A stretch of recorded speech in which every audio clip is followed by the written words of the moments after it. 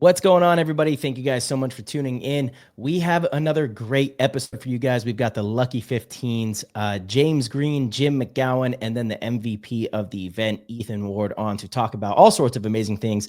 Most recently, their big win over in the UK, making history as the first UK team to win without a US pro on the field helping them. So pretty incredible feat. And then they have some other really cool stuff. If you guys have seen the Paintball Pick'ems, that is also them. And then Ethan, his first year in pro. What an epic journey. So this is an episode you guys are not going to want to miss. And without further ado, we're going to hop in the show. That was an insane inside move by Marcelo Margot. Great communication. And the crowd starts chanting Harmon. Great shot by all the guys. So Tyler Harmon saved that game. Came out with 2 wins. Marcelo Margot was on fire.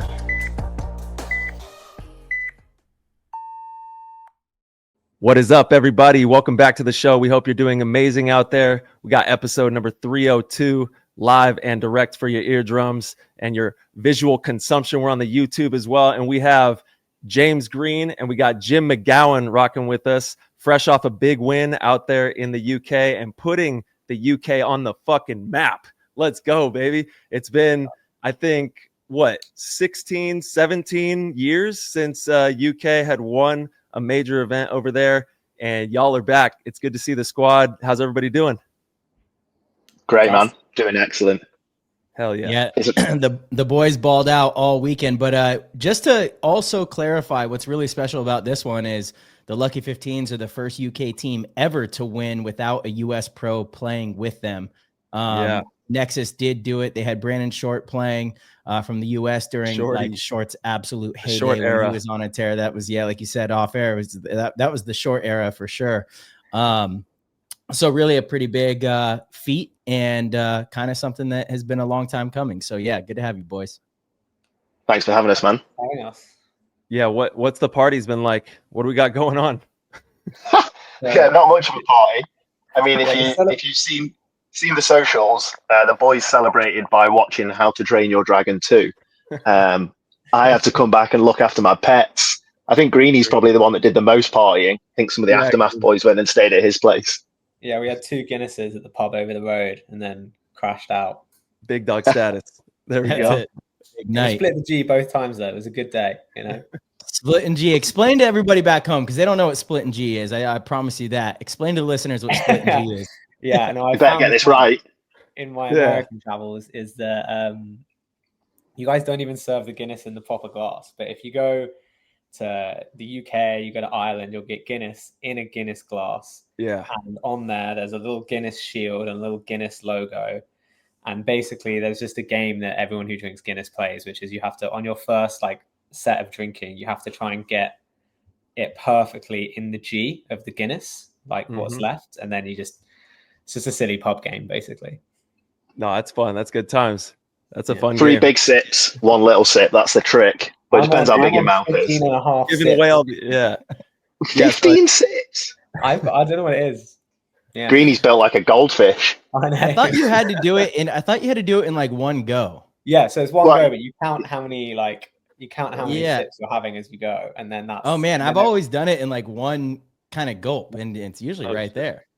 Yeah, no, it's your lips just can't leave the glass, so it's like the first intake of the drink. I just can't imagine sitting there going like it seems like a weird way all the to Guinness do it, drinkers, multiple sips.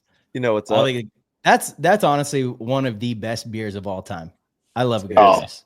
Legendary beer. But if it's a good one, like Greeny said, sometimes in the States you serve it in steins and things. It's just weird. Mm-hmm. Yeah, it's done up proper out there.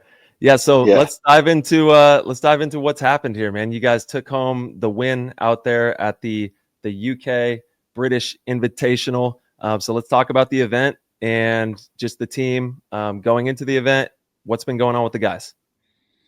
Yeah, I mean, the run-up to the event was chaotic, I think, for the team because everyone was everywhere. We didn't actually get a team practice until the Wednesday before the event, where we had a half day.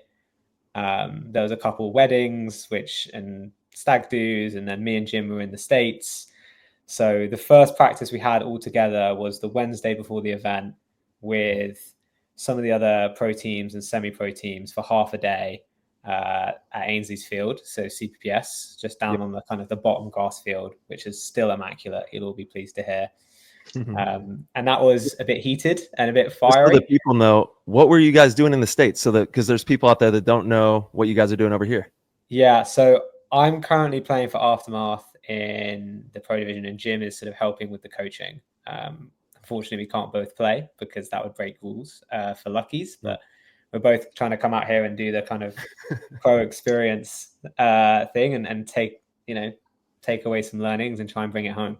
There we go. Sorry, I just wanted to make sure everybody knows what you guys are doing over here as well. Yeah, cheers. Yeah.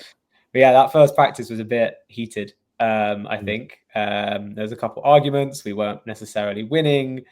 Things weren't going to plan. And I think it was good to get that all out of the way on like the Wednesday, Thursday before the event. So when the event came, it was all kind of like, right, we've figured out what we're doing, and now with event pay and refs, like we're hitting our shots and go from that basically. Yeah, I don't think we didn't get a single kill on the break at practice, and we were all a bit worried. We were like, something's wrong. But then luckily when the tournament started, we started hitting things. So it's one of those practice weird. Yeah. That's weird how that happens. It's crazy. Yeah, every time. Yeah. Every tournament. It's that that GI 5-star comes in clutch, right? Just fresh off the truck, and then it suddenly kills in the break time. Yeah, absolutely magical. Than hitting your shots off the break. And it's a big boost for the team when you get those calls out. When those are landing, it's major. Yeah, I mean, talking about hitting shots off the break, we'll give him a quick mention here. MVP Ethan Ward, laser beams on the Dorito side. I just know Big Ethan. I don't know who is that. Ethan. We have 3 That's Ethans. Big Ethan. Let's go. Ethan. The big dog, the biggest. Let's go. Ethan, MVP of the tournament, man, which is Mega monumental. He's got to be feeling some type of way. He's actually in the backstage watching the show right now. So shout out to you, Ethan. Let's go, boy. We'll be bringing him in for his own segment towards the end for the MVP, But here we got, 2 of the players on the team and coaches of the event. You guys got to share the award. Sent Jim a little message. I was like, oh, that kind of hurts, not going to lie. It's kind of painful. Happy for you guys. But goddamn, a little painful, a little bittersweet. Any consolation, a little bit proud. We had to put 2 brains together to equal your 1 brain. So you can frame it that way if you want. I like that. That's solid framing. I'll take that. Write that one down. Yeah. Write that one down. I mean, there's no doubt that having Marcelo be a part of the program and put the infrastructure together, help with, just making sure that, like we always talk about, efficiency, making sure that the process is done correctly. There is really it's a myriad of things that you have to focus on. It's not out of the realm of possibility of getting everybody on board to do all the right things on and off the field. Once you implement that kind of stuff, this is what happens, things. Yeah, for sure, man. Clicking. Yeah. I think I'd like to give some roses to you as well, Marsh, because one of the main things that you taught people that probably gets missed and overlooked, I think, from coaching is for play. Oh God, we lost him. No, hold on. Yeah. Wait up. Wait. Individually. Hold on. We lost you. Your audio cut out literally right when you were going to start speaking. If you could just start all over again, that would be great. Yeah, of course. So someone tried to call me, sorry. Yeah. Okay, that makes sense. All right. Okay. We're back. Give Marsh roses. We're back in, we're locked in. So he made all the players kind of realize they needed to be responsible for themselves. We had a big meeting in Portugal, and he kind of said, like, the biggest thing in this team's way is the team, the players. And I think everyone from that went away and thought about all the things they could do individually to be a better team player. And this weekend, it was like that all just clicked into place. There was no kind of, like Greeny said, we had a bit of a fiery practice the Wednesday, but then everyone locked in Thursday practice, and it was like we were all there for each other. Everyone wanted to be 100% in on paintball. We went and played a little bit of mini golf before the tournament kicked off proper, and that was a nice bit of bonding. But I definitely think those heated words that we had in our team meetings really sunk in with everyone and made everyone, there was a lot of growth, I think, from the players. So yeah, tip my hat to you, mate. Thank you. Yeah. So you're saying that he yelled at you guys a lot, is what you're saying. But he didn't yell every day. It was more kind of like I'm not angry. I'm disappointed. It was that kind of like atmosphere. Hey, you know.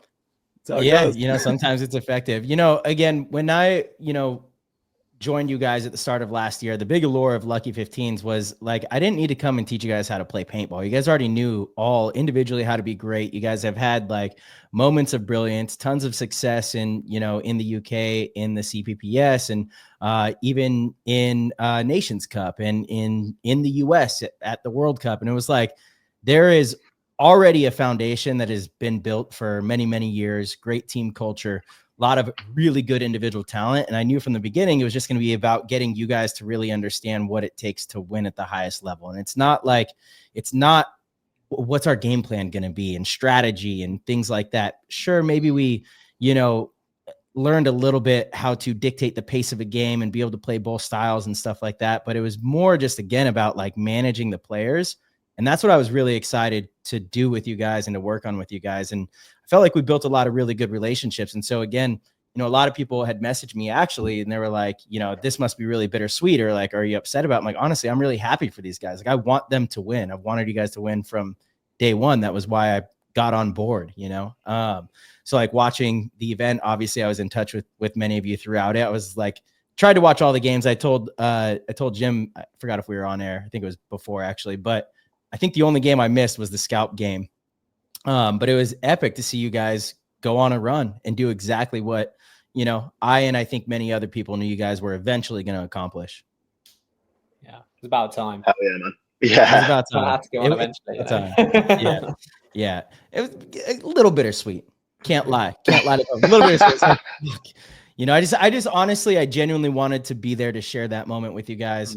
Because it was very special. And what you guys did, again, being the first, I actually believe it is the very first, I guess, unless you consider the Tauntauns, although they had a US pro because it was Axel, but I guess then you could argue you're playing with Aftermath.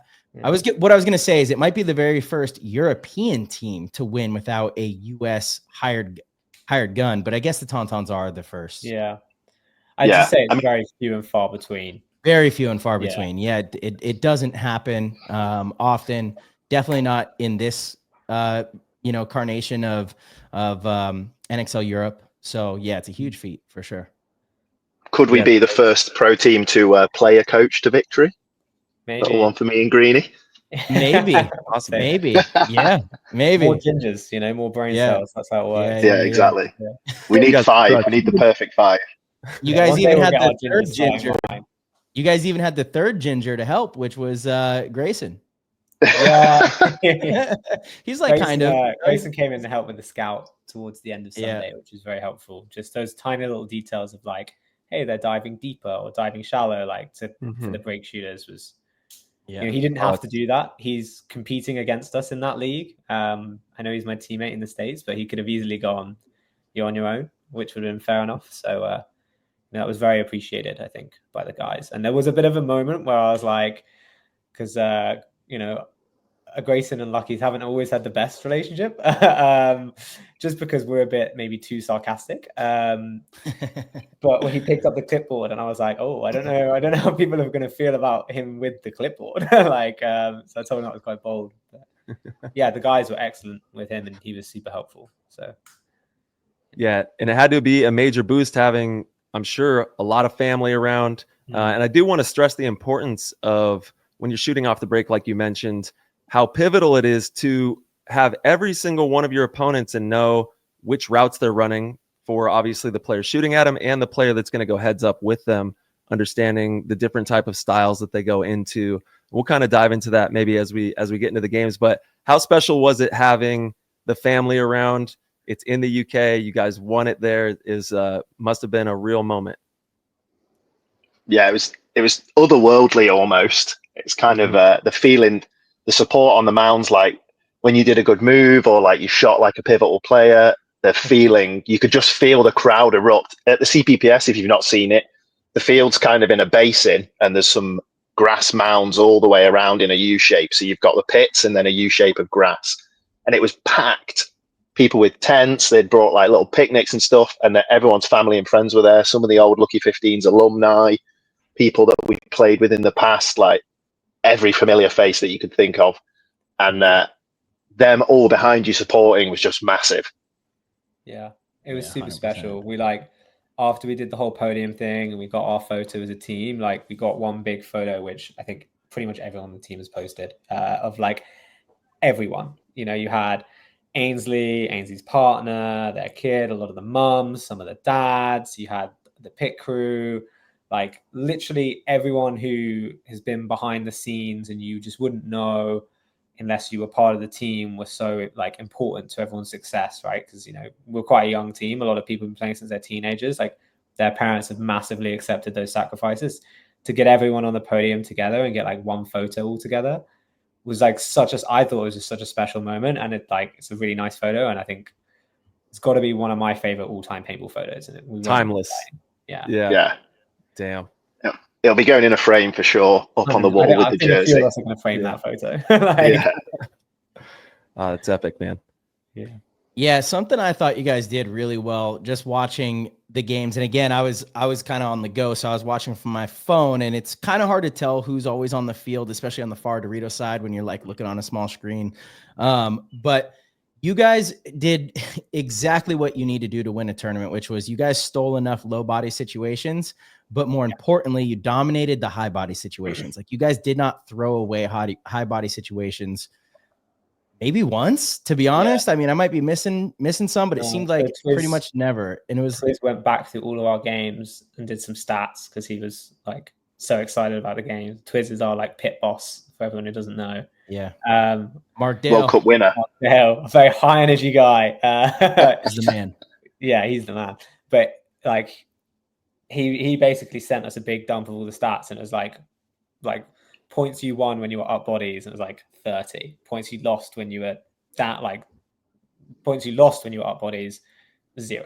It was exactly what you said, man. Every single high body situation we capitalized on, and that was a huge thing that we were talking about coming out of training. I was cannot die cheap, especially on that field. You could live in the back 5 bunkers and make them come get you and let them screw it up. So just don't die, and eventually you'll get a pick and you can go from there. Huge. Yeah, I think the first big low body situation, I forgot you guys were playing, but it was Coffee and maybe Mason. I'm not sure who was on the Dorito side, but Coffee it was a 2-on-3 or a 2-on-4, and Coffee kind of went nuts and won a few quick gunfights. You guys know which one point I'm talking about?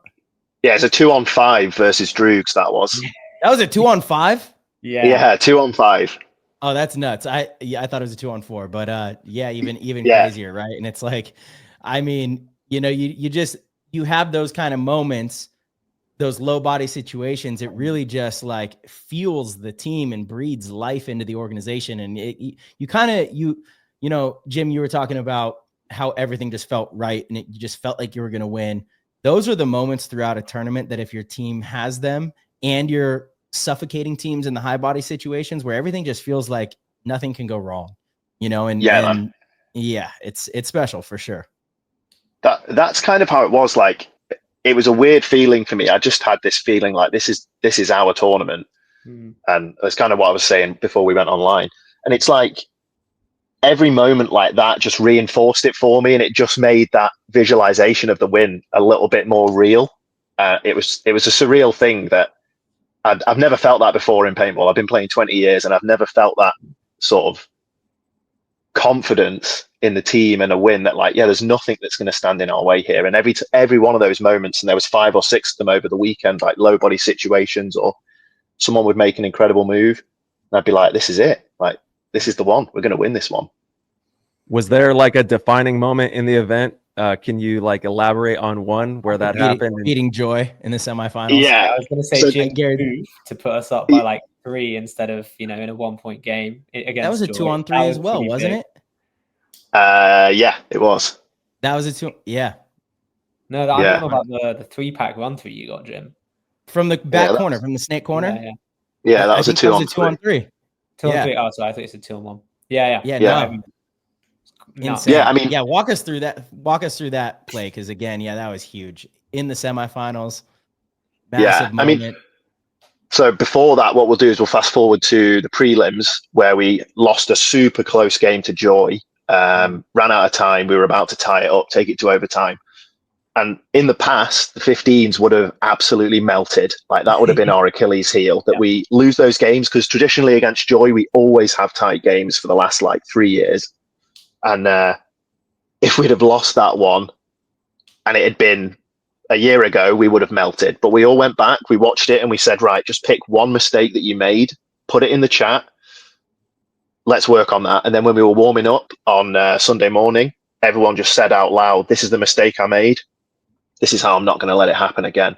And one of mine was Harrison. I like tried to gunfight Harrison coming down the Doritos, and realistically, I could have just let him come down the Doritos a bit further.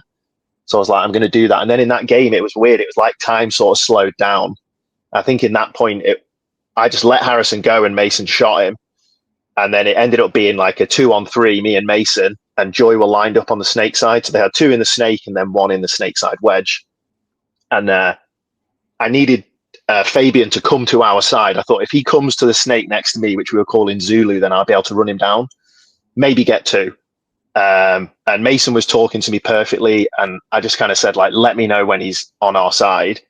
And as soon as Mason called Zulu, I stood up. The kid was like popping the 50 wedge. So I put a stream into him. The ref ran into check and I was like, now's the time. I set off and it was just like, got 1. Thought I'll keep going. Got the next one. Still wasn't shot. Did a little 180. Shot the next guy. Still didn't get shot. You're like, yeah. The guy tried to shoot me a little bit after I shot him. So I gave him a couple in the head. I was like, no, I'm still clean, baby. And then it was weird. It was like white noise. And then I just heard everyone in the crowd like going mad. And I thought, yeah, that was crazy. And Mason ran over and said something to me, but I was kind of like mad. Just in the zone, just totally locked into that game. And then you created that, man. You did that. Yeah. You know what I mean? Yeah. That's the foresight to see it and to make it happen and to bring it to life. You did all that. It's amazing. It's just crazy when you like, you know what the move is, and then everything falls into place. And one of the things that, again, I'll give you a shout out here, Marsh. Marsh told me that like, I've got the ability to make those moves, but I'd never had the patience. I'd always try and rush those moves. I'd like see them and I'd try and rush them. And now that I'm letting the game unfold, they come a lot more frequently. Like it's so weird that just like 30 seconds, 60 seconds of patience allows those moves to be so much more makeable. Yeah, I want to dive deep on that, because that is where the magic of the game is at. You know, that's how all the big stuff happens. So what does that look like to you, or how do you process that, and how have you slowed it down a little bit? Even if it's just a couple seconds, it gives you another moment to breathe and think before you execute, you know, what you're thinking about doing. The biggest thing is just trusting your teammates. I think I felt before like maybe I had to do it all on my own back. And like in that point, I just knew that if Fabian set off to get me, Mason would shoot him. So it's like I had the freedom there to just be super relaxed. I didn't need to engage in a gunfight. I just needed to pop the top, keep the guys in the snake honest. And then that gives you the time. Whereas I think like a year ago, I would have gone, right, it's on me to kill these 3 guys. I have to do this. Whereas this time I was like, we've got this sewn up. Like we're in the lead. They've got to come to us. Mason's got me. They're all on this side of the field. I've got the champion, but I don't need to rush it. And that was kind of the thinking behind it. You kind of, you have such an advantage with the lead, because you kind of know what formation they're going to try to get into. So you could almost wait for them to be in the perfect setup for you to make that move, which you were talking about. Like you need Fabian to get to the Zulu, because where that spot is, you could run him down on the inside, you know, and still live and maybe get 1 more. So you don't have to rush it. That's really high level paintball IQ, really high level thinking. And actually, most importantly, it's really great composure, because I think, you know, anyone here and probably a lot of the listeners can conceptualize that and say, yeah, that makes sense. I understand that, but it's actually executing it in the game, especially in a big moment like the semifinals of a tournament in the pro division. That's when players make the mistakes, even though when they walk away from the match, they go, I knew that I shouldn't have done that. I knew the right answer, but I did the wrong thing. It's the composure in those moments. So yeah, that was, again, really amazing to watch. You pull that off in such a big moment. It was epic. Yeah. Cheers, man. Thank you. But again, I definitely could hear you in the back of my head, like, don't rush this. That's right. Yeah, especially with lead, you know, like take as much time as you want. That's fine by me. Yeah. Jim is definitely known for going for the home run grand slam quite often, but he gets it a lot. What's that? Yeah, exactly. The high percentage plays. I remember we had a team meeting before Portugal. Marcelo couldn't fly in for practice, so we were doing like a field layout walk, and Jim had an idea and was like, "We could maybe do this." And Marcelo was just like, "Wait, what?" And just like for 5 minutes, just was like, "That's a low percentage play, Jim." Like, just couldn't move on from it. And Jim was like, "Yeah, okay, I understand." He's like, "Jim, it's a low percentage play." I knew Jim didn't understand. It was a low percentage play, to be fair to myself, but it's just like, so like we didn't talk about anything else for about 15 minutes. It's like, that's one move. It's like, we got a whole snake side to look at. I was like, I think there's a better way. I think there's a way better way to dig this player out. I think we could do it a better way. Yeah, 100%. Jim's way probably would have worked too. Did you get move of the event for that? They don't give a move of the event in Europe, unfortunately. But yeah, I think I would have. Yeah, the commentators said it was the best move. So we've had absolutely. Like last couple of seasons where someone should have got one, and then it's just not a thing in Europe. 100%. I mean, yeah, for sure. So one, there's a few huge moves that you've had in the US at World Cup. You went through the middle, shot up a bunch of bodies, should have got it then. Yeah, some guy still like falling around, shooting some French guy. Crazy. Again, it's about the moments, which is what made that move so special right then and there for you, because it was in the semifinals at the end of the match. Really big moment, because if they win that point, who knows what happens then? It's a complete game changer. So yeah, in the right moment, making the smart play was just awesome to see. You guys won that match, and I mean, no disrespect to Carnage, but I knew that it was a wrap. I was like, they're going to win this one for sure. Yeah, I mean, that Joy, the mercy on Joy was kind of like a bit of a weird one, and fair play to Goran. Like, he toweled the last point because we shot 2 on the break, and he just toweled it straight away and gave us the mercy, which I felt like was a tip of respect from him. So like, I got to give him a shout out for that, because we've been trying to beat them for so long. That was not a tip of respect, bro. I don't know. I think it was. I don't think he did. Are you serious? You think that it was a tip of respect from? I don't know, man. I feel like the Joy Lucky rivalry is probably the biggest rivalry in NXL Europe. Yeah. I don't know, dude. I think that because they're running low on time. I think he made a mistake. We'll see. We'll ask him. But it was a weird one. Like, we had some really good chats with because we obviously have like a heated relationship as soon as we put the goggles on with Joy. But we had some good chats with them at the weekend before our games and then after our Saturday game. And it was just like the atmosphere was different. Before, I felt like they were the monkey on our back, basically, for a lot of the younger guys. And it was like when we sort of flipped that mentality from, I don't want to say hatred, but like frustration to respect. And it was weird. There was a definite like growth. And that was all on the players. It's not like I said, you all need to be really nice and came down with my dad trousers. It was like the players did that off their own back. Yeah. Yeah, it did really used to be a case of like before the games, everyone would be like, we're going to get him this time. And it's like, and all that means is in the back of your mind, like you're still remembering last time. Like, and this is one of the things that we spoke about a lot in that Portugal meeting with Marcelo. Is like, it doesn't matter. I'm just going to move on. Like, we've beaten every team in the league at least once. Like, we can beat anyone out here. Let's just go out with that attitude instead. Like, it doesn't make a difference. And I actually think, for me, like one of the defining moments was that Saturday game where we actually lost to Joy, but I felt like we almost like lost the battle but won the war in that game, because we were winning the breakouts every time. We won the breakouts the whole tournament, basically. But then we weren't really able to contain them in a way that would let us close on that win. And so, like, they basically showed us what we were doing wrong. And then we go, all right, well, we're winning the breakouts. Now let's just go fix this. In the meeting, we were like, okay, if we get this situation, we want to be here. And we get this situation, we want to be here. And then they're trapped and we just win. And, like, that just showed us how we needed to upgrade our play. And that was like our 45-minute, hour-long conversation on Saturday evening, and then we came in on Sunday, and we just did that all Sunday, and it worked swimmingly.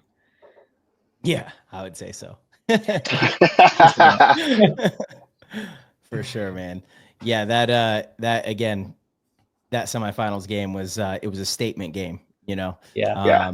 And I'm sure for some of the younger guys on the team too, that is going to do a lot for the future of the program. Just the confidence and the belief in one another. Because you're right, for the entire last, we had a full season together, but it's only 3 events, so it seems short. And then one event this year, it seems like a short amount of time, but that was a lot of the conversation. Would be like the way you talk about these teams and your opponents indicates that it's in the back of your mind in a negative way. We got to move past that, Yeah. And like I believe false confidence. Yeah, totally. But it is about respecting opponents that have had your number, and understanding that they are just finding ways to win, and you need to find more ways to win. And kind of extreme ownership and putting it upon yourself to actually build that type of confidence in your training. And I saw you guys as well. Like, I think you guys all had an agreement with each other, getting ready for this event with your fitness goals and with how much you guys were at the field and in the gym. And you guys may not have had a full team practice, but individually, all of you guys were doing a lot to make sure that you guys were prepared for this event. And, not having a full team practice until the Wednesday. Yeah, that can be meaningful, but you guys have also been together for a very long time. So it's not like chemistry's lacking. It's not like, there's, going to be holes in that regard. So, again, obviously it paid off, and it's awesome to see. So I think that was big for us as well. Like, your point on chemistry is like that made player coaching so much easier, because we know what everyone's strengths and weaknesses are. And we can see when like someone's comfortable or uncomfortable, like very quickly, because we barring essentially Big Ethan, who you'll talk to in a bit, it's been the same team for 3 years. Right. We've lost Clint and Little Ethan, but it's the same core players that have been part of it the whole time. So that made the player coaching really easy. And I think having Jim and I together, like, we didn't really play together much unless it was like coming towards the end of the game, so we could rotate it. There wasn't like a coming off the field, I've got to figure out everything and then come up with an idea. It's like, that guy knows, let's start there, have a conversation, and then go. Like, yeah, you guys broke the drought. How does it feel to be the ones that did it? You guys broke the drought. And what does this mean to the UK paintball scene? I'm sure this is a big moment, obviously, for developing new talent and getting a bunch of people in the area excited to play paintball as well. You got the champions right there, so I'm sure it's great for the paintball scene too. Yeah, it's been kind of crazy, really. So the weekend of the CPPS, you guys know what the BBC is? Dude, I was just going to bring this up, and I'm just going to say one thing about that. First of all, amazing whoever organized that. I'm not sure who it was, but amazing that they came out. And shame on the fucking paintball community for just shitting in the comments. Oh, yeah, for sure. Dude, I'm so fed up with the people in this community that just want to shit on everything good. Like, I went through and was reading. I'm like, dude, this is a great thing. And yeah, they're talking about aspirations of being an Olympic sport, and you just want to like negatively, respond. It's embarrassing, isn't it? It's embarrassing. Yeah. It's embarrassing. Yeah. We've also given the Olympics the whole list of reasons to say no when we go talk to them. We do one Google search and go, we don't want to do it for these 10 reasons that your guys said were the reasons. Like, And the reality is, it's coming from people. It's coming from people that do absolutely no good for the sport, and probably no good for anything in the people in their lives around them. Go fucking do something productive. So sick of it. It's very short-sighted as well, because I don't think people really understand the space paintball's in at the moment. We actually have a lot of big heads looking at paintball, and it's imperative that we do the best online, offline, everywhere you can. Just do the best you can to shine the best light possible on paintball. And I don't see why someday paintball cannot be an Olympic sport. I think that it has all the criteria. It's an amazing game. It's captivating. It's exciting, and it brings people together. And that's what sports are supposed to do. Sports are supposed to bring us together. Harmonize. Come on, we gotta start to look at this from a new angle. And it's crucial that we do it together. And if you can, stick up for what's right. try to do the right thing as often as possible. I know it's difficult. The internet is undefeated without a doubt, but we still have to try to do the right things out here. You could get your point across with some humility. There's a right and wrong way to get your point across and to let people know they're wrong. But at the end of the day, like, what good are you doing? Are you doing good or are you doing bad? But anyway, Jim, yes, amazing that they came out. Let's kind of talk about that because I thought it was really awesome. I mean, BBC is a massive news network. Even here in the US, like that's for a long time, that was actually where I preferred to get my news from rather than Fox or CNN or, MSNBC, these other, places. So, yeah, man. Well, the way it came about is actually we've got a chap called Alex Dowson, who is a strength and conditioning coach who's been helping the team, some of the players with their fitness this year. And Alex is like a rare breed of sort of fitness coach that I've never met, where he is obsessed with the sport. So he played airsoft, came into paintball to help the GB program, and he's just become obsessed. He's like, rings me every week, asks me like, how do we get better at the breakout? How do we get better at this? And he tries to come up with exercises that help with that. And actually at the event, we had Alex with us for the whole of the weekend, and he would get us like timed warm-ups. So he'd be like, right, everyone meet at the tent at 1, and then we'd do a 15-minute warm-up, and then he'd help people with individual stuff. And I definitely think that added to us winning because it gets you in that mindset. Yeah. Oh, yeah. I can't wait until there's going to come a day where we didn't used to have coaches. I mean, it wasn't that long ago. Paintball teams didn't have coaches. I mean, I remember when it was like, hey, you want to come? Coaches, we're up right now. Someone to kind of help us. And it's just a staple. And as we move into the future, having someone that does PT that understands how to get you fired up and ready for a game, no different than basketball, football, any of these other football, soccer, European, you know what I mean? Like all these sports, they utilize these things, and there's a reason for it. It helps get you ready for the mindset and to go perform like a real athlete out there. Yeah, man, for sure. And Alex was absolutely sort of instrumental in that win in my eyes. So it was actually Alex that got the hookup from the BBC originally. So he goes to Worcester Uni, and through an article they posted, the BBC got a hold of it and then asked to come out, interview me. They interviewed Linda, who's a lady paintballer in Norway.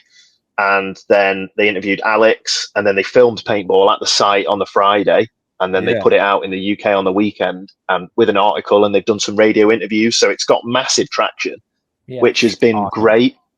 Yeah. Like so many people that, like people I went to school with, because it was filmed roughly where I grew up in the Midlands, would like message me. I've not spoken to them for 15 years. And they'd say, mate, I just seen you on the news, like pro paintball. They're like, pro paintball, is this a real thing? And then I'd be like, yeah, man. And it was just, it was really cool. So for me personally, like super humbling, incredible experience to do that. And I was honored to represent the sport, get to talk about GB, how we're going to beat you Americans when you come over in Drew. Well, look, I heard some talk about that, but it's funny. Again, seems like we're in the back of your minds, and you're also forgetting about some other really good teams. So if you want a fair shot at this, just, from a coach's perspective, it's in their blood. It's in their blood to talk that shit, baby. Listen. I think it's the other way around, Marcelo. I think you guys are sweating about us, and that's why you keep bringing the cavalry. Like, do you guys not try to field your absolute best team? Remember, there's some other good European teams out there. Would you not try to field your best team? Is that not what you're supposed to do? I'm really confused by this. Every time you bring this up, I'm so confused. Are you not supposed to try to field your best team? Hey. I'm just saying. Yes or no? Yes or no? You keep bringing this up. Yes or no? It's just a question, James. Here we go. No? I mean, you should for sure. You should. Exactly. That's what I thought. That's what I thought. Yeah. Oh, the full nibbles there, Jim, didn't we? You went serious mode. Max stopping this game out. You will not leave this interview without answering the question. That's a low percentage play, Greenie. He called me James as well. That's the wild thing. That's the way to get the attention. Just a little short, sharp James. When I'm in trouble, James, I get Oliver. Yeah. Yo, for everybody who's not checking out the YouTube, please subscribe to the YouTube channel. I want you to show off your van. All right, we got Jim in the van, and he's also got, it's a decked out van. You got what I thought was a burnt roof, but it's actually a map. So show us what's going on here. So yeah, this is a map of the UK that's on the roof of my camper van for the YouTube folks out there. Like, subscribe, comment. Yeah. Yeah. So I'm in while the you're on van the travels, because, you can look up and be like, yo, we're going here. All right, we're on our yeah, way. exactly. Pick a place, we're going to go there. Jim, have you Amazing. told them how you got the van? I've not. Oh, So a bit of a wild one, this, chaps. So for my birthday, the end of May, my fiance rented a camper van and took us away for the weekend, and it was like storms, rain. The van was shaking because of the wind, but we had the greatest time. We just sat inside. We had some music on. We played chess and we drank red wine, and it was mega. Boy. And we were just like, this is the life for us. Like, if I'm not traveling around playing paintball and shooting bad guys, then this could be the life for me. So I entered a competition. You live in the van now, right? Is that why you're in there still? Yeah. Sold the house, bought a van. Smart. No, a little bit better. So I just decided to take a punt on one of these competitions. I don't know if you have them in the States, but in England, they're rife. On Facebook and Instagram, you get competitions where you can buy raffle tickets and win a car or a house or whatever. No. So I bought the raffle tickets and I won a brand new camper van, which I'm sat in right now, which was just like, where's the air horn? Dude. Oh, no. That's the carnival. Yeah, we don't do that around here. Yeah. We give you some gentlemen and claps. Bravo. Yo. Yeah. Oh, man. Absolutely wild. That's so cool. So, yeah. I mean, you must have freaked out when you found out. You were going crazy. Oh, it was crazy. I was at the cinema at the time with my best mate Stoney. Sorry, James. And it was ridiculous. And my phone just kept ringing, blowing up. And then I was like, I've got to take this call. So I walked outside to the cinema, answered the call, and this guy, Scottish guy, he was like, Mr. McGowan, you've won a bloody camper. Like, started shaking, went into shock. I was like, oh my God, I've won a camper van. This is crazy. It was just mad. And it didn't feel real for like 3 days. How long ago was this? This was like a month ago. Dude, that's crazy, bro. Okay. Take us on a tour of the crib. This is your crib, man. Let us see what's going on here. Yeah, so the luck has been in your guys'. That was the defining moment that you guys were going to win the event. Yeah. I think you're a jinx, my fellow. I think that's what it is. You know, like, that was a defining moment. Rainy England, but this is the camper. So, dude, does that have a stove in there? So it's got like a microwave, a fridge. Let me turn it that way, see if that's any better. Microwave, fridge. Oh my God, you came up, dude. It's got the pop top. It's got the awning. It's it's mega. So yeah, definitely get on the YouTube and check it out. Dude. I'll do a Lucky 15's trip at some point. Yeah, and we'll go spend some time in the van. Next time we go to Belgium, I say the adults go in the van and we put the kids in a trailer behind it. And go slow. Yeah, he's gonna be on tour, man. It's crazy. Dude, that is an epic story, man. See, look, you can't win if you don't play. That's why I still buy lottery tickets. I buy scratchers. I sign up. I do all the things. You can't win if you don't play. That's right. Gotta be in it to win it. Jim. Oh my God, look at that low percentage play that you pulled off. You know, I think you need to. That's what I'm saying. I think you're onto something, dude. I think you're onto something. Next event, just call me Mr. Low Percentage. Yeah, you just got to go for all the low percentage plays because you know if you hit one of them, it's just big time. Exactly. Oh yeah, that's why we keep putting it all on green. You know. Yeah. Put it all on green. Yeah, dude. Holy shit! All right, let's. Yeah, that is, and congratulations once again to you and the squad for the big win. Really cool to see you all on international news talking about paintball, highlighting UK paintball. Hopefully this ripples out and has tremendous effect for the paintball scene and gets more people involved. And I do have to say, if you can, please rally for August 1st. We're going to be having ESPN on TV live for the first time ever. So please, if you can, tune in. I think it'll be 10 a.m. Eastern time on Friday, August 1st. And we'll be duking it out live. It's going to be kind of crazy, different whole deal of style of paintball, different clock. The whole thing's just going to be completely different. And we'll see what we're looking at here. Yeah, I guess while we're on the subject, before we dive back into the finals, because I do want to walk through that with you guys, let's talk about this 3v3 madness that's going on right now. I started playing paintball 3 3v3, and now it seems that as though it's me back too. in a major way. So yeah, what's everybody think? I can go on this one because I had a long conversation with Tom about it. Yeah. Here we go. He started the conversation. He asked. Greenie hates it. Mm-hmm. Yeah, I'm not a fan. From a player perspective, I think 5-on-5 is so much more complicated, so much more nuanced, which means it's a bigger puzzle to solve. And I personally think that that's more interesting to play. And I think from a viewership perspective, there's a risk of, I use this expression with Tom, so I might have to explain it with you guys as well, of throwing the baby out with the bathwater, where you kind of like make a few compromises on something, but you lose that special magic that makes paintball so great.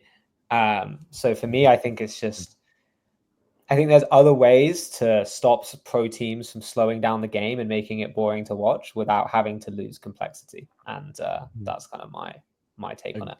I did have fun playing it, but I prefer the bigger puzzle. Yeah, it is. You're right. It is a much bigger puzzle. It's much more difficult and nuanced. And there are as well a lot of layers, that's right, that are implemented with having 10 individuals on the field at any given time. And we've talked about it on the show before, but the best players in the world, they aren't thinking about 5 or 6 or 7 or 8 or 9. They're thinking about all 10, and it's a big puzzle to put together. And that's what makes it so much damn fun.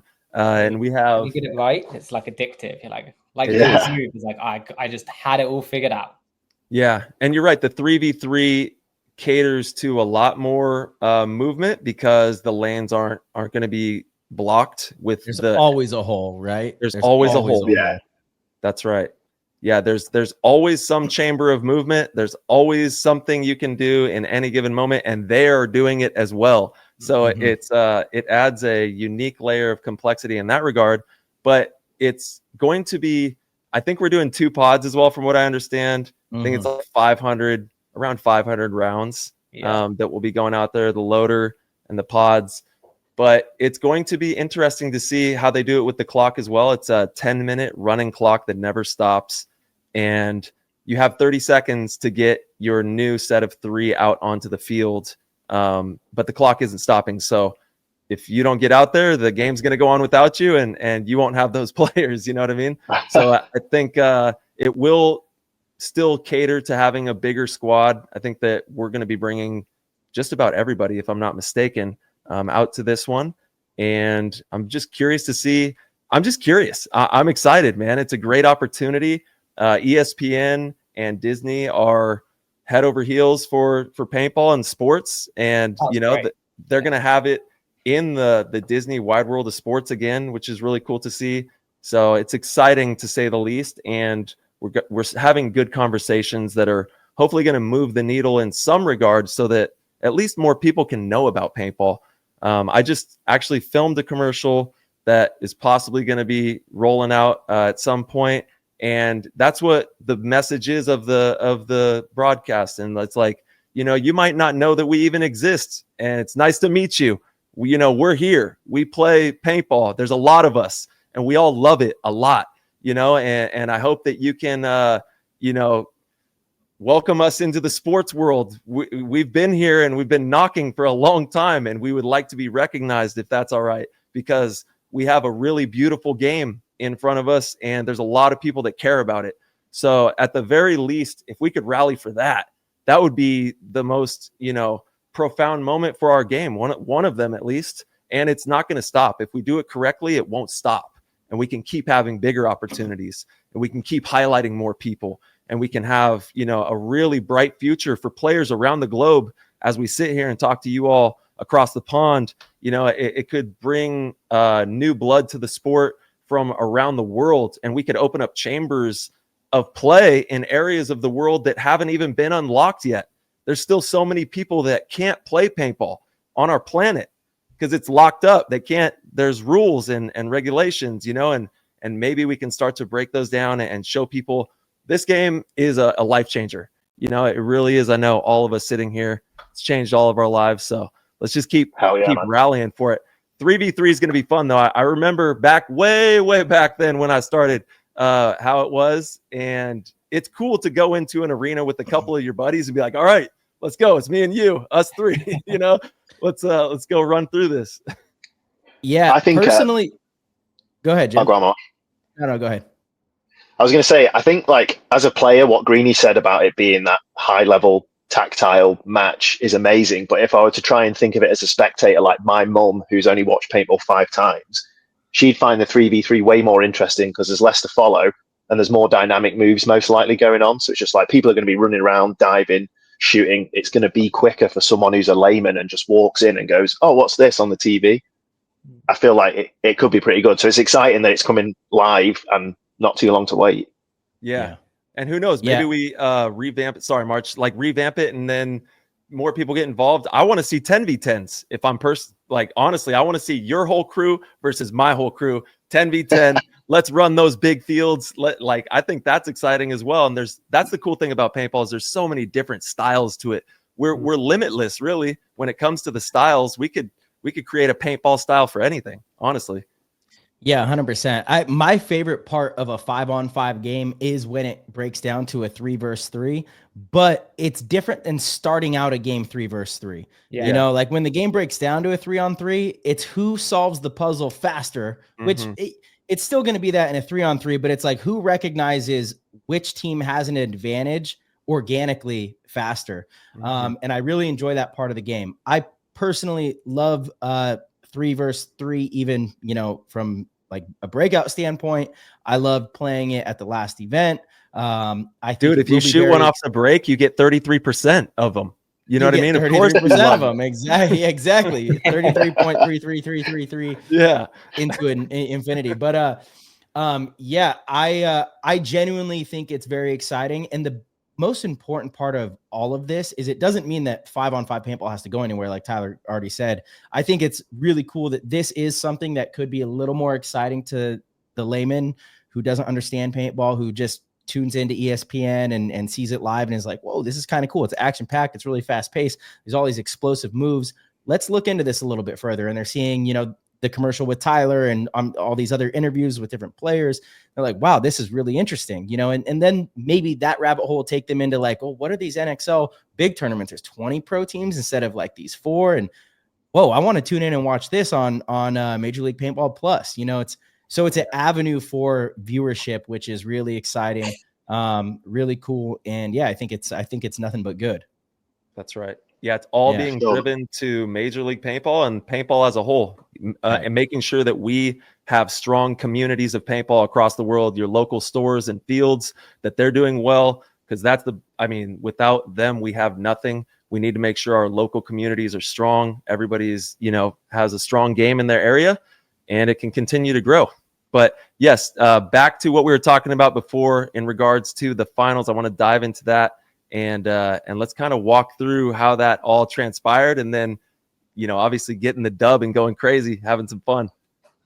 Yeah, I think the first thing to probably cover is we all forgot that it was 2 10-minute halves. So we found that out about 2 minutes before we played, and we're like, all right, whatever, we'll crack on with that.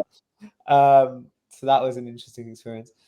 Yeah, you got to roll with it at that point. You're like, okay. Yeah, ultimately it's just paintball, right? Yeah. But I think we started off hot. I think Carnage, they were trying to get far on the break and then lock it down on that field was kind of our read from scouting them, which is very Carnage style of paintball. So not anything wildly different to what we were expecting.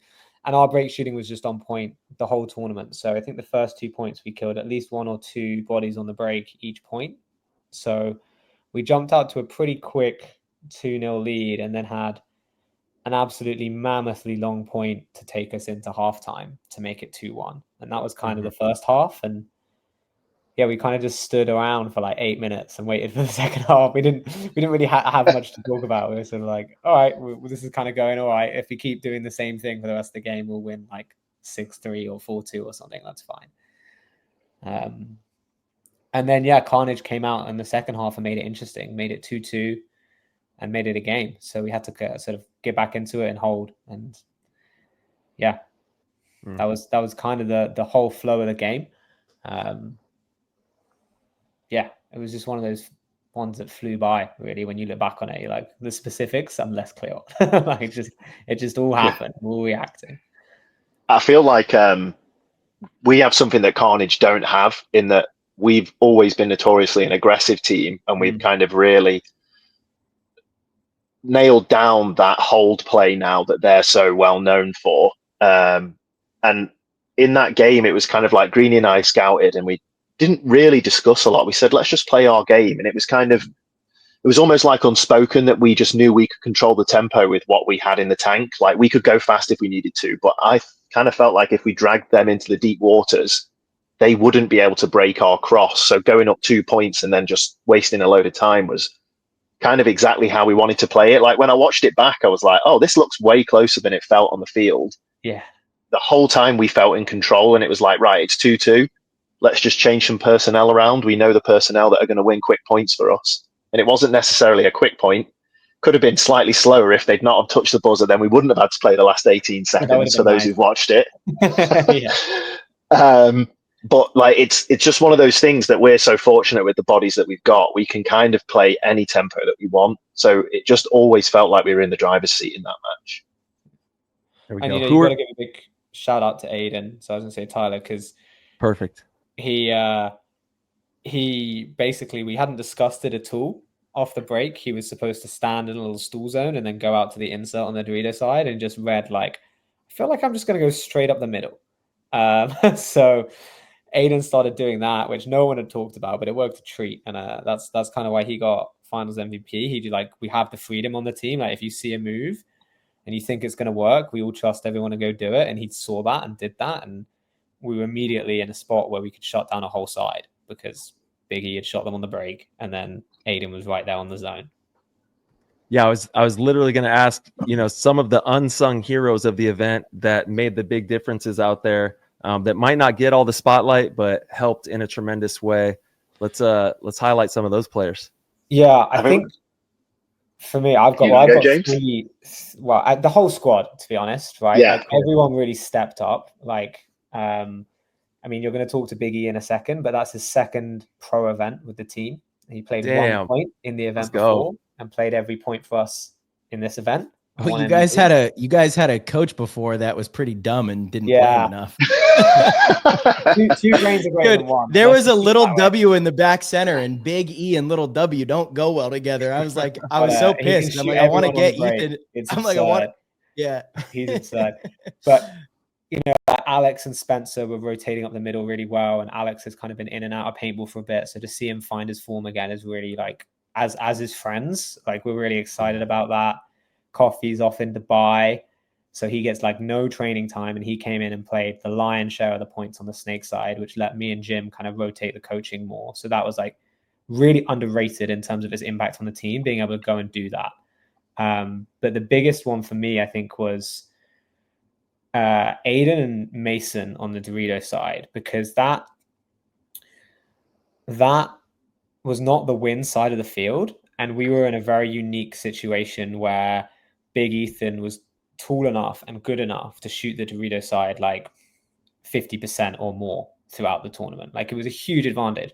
So teams were either dying and giving us a free body because they weren't respecting the gun, or they were stopping short. And if you stopped them short, you could trap them if you worked as a pair and actually start winning down that side because you were uncontested. And like, I think that was a huge difference maker for us. Like, we obviously all had our moments throughout the whole tournament in different parts of the field, but consistently we were able to turn the Dorito side into a win side. And I don't really think, except for maybe Joy with Harrison, what any other team was able to do that at like the same level that we were. So they just kind of, they with Big Ethan's sort of setup, they were able to capitalize on a massive advantage. Welcome to PTG World, the ultimate paintball community where the game never stops and the vibes are always elite. Inside our Discord chat, you'll find nonstop action in rooms like the Players Chat, Gear Talk, PB Fashion, News, the Media Gang channel, and the exclusive Guest Questions channel where you get to ask our weekly podcast guests anything you want to be answered live on the PTG show. But it does not stop there. We also host monthly Goat Squad live hangouts for our GOAT tier members, packed with giveaways, laughs, and nonstop behind-the-scenes shenanigans. It is a full hour of community fire with the most amazing people who are locked in every day for the love of the game. Whether you're a weekend warrior or a seasoned pro, PTG World is your front row seat to the pulse of paintball. Click the orange Patreon link at ptgpodcast.com and join the party. Once again, that is ptgpodcast.com. Click the orange link and we will see you in the chat. Just like how we, say in order to win a tournament, you have to steal enough of the low body situations and then obviously execute in the high body situations. It's actually the same thing with sides of fields. Like there's always going to be a strong side and a weak side. You have to capitalize on the strong side often, but you've got to be able to steal games on the weak side. And the teams that do that the best as well usually are also the ones that win the tournament.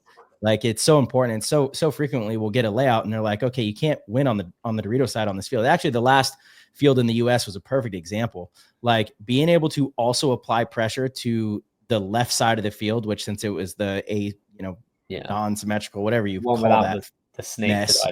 Yeah, you have to go into the snake. Like people didn't want to push that side. They thought they just had to sit in that Aztec, but the teams that had success, they were willing to kind of risk it out there a little bit more and apply pressure. It would stifle the snake attack, which was their mirror. And yeah, like you just have to do that. When you look at a field and you say, this side's gonna be really fast, this side's gonna be really slow, that could be true. But what that means is you have to find ways to win on the slow side as well. If you could do that better than most of the other teams, you're going to have a lot of success.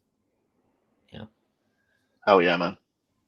Yeah, my shout outs would just be to TC and Mason, really, because they're the only ones that we've missed off the list.